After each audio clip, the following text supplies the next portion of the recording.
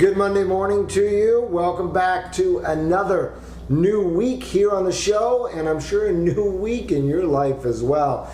I received an email from a mom this past week, and the question was simply this: what am I going to do with all of these activities at the end of the year? It seems like my calendar is already full, and we haven't even come to the last week of school yet.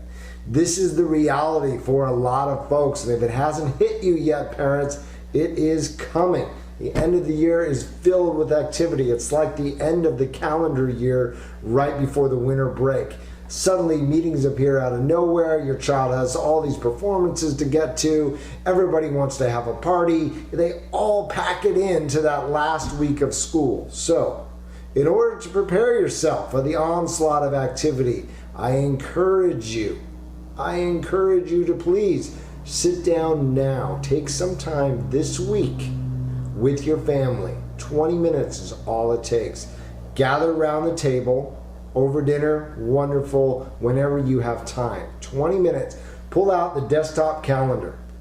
Everybody brings the calendars that they have from school. You start to plot the events on the calendar. Include things, parents, that you know you're going to be engaged in. If it's after school practice, you know that you need to be there. That is going to go on the calendar as well. Any work-related meetings, any work-related travel, put it all out there so that everyone around the table can see just what's coming up. From there, then you start to whittle away at what really needs to happen.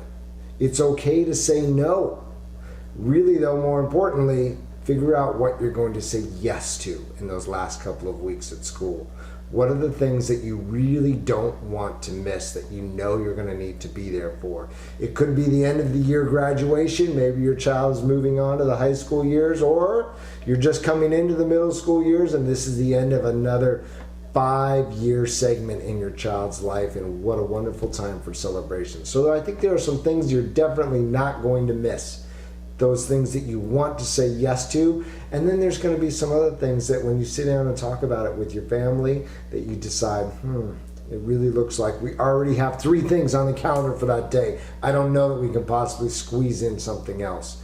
The reason that folks get anxious and frustrated, though, and there's all this energy right at the end, is they get caught off guard. All of a sudden, it's the last week of school, and then you don't feel like you can say no to anything.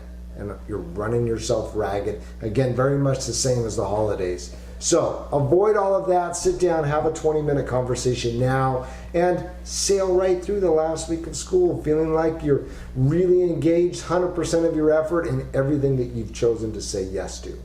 That is the Monday show. Hope you're off to an incredible week. I will see you back tomorrow. Take care.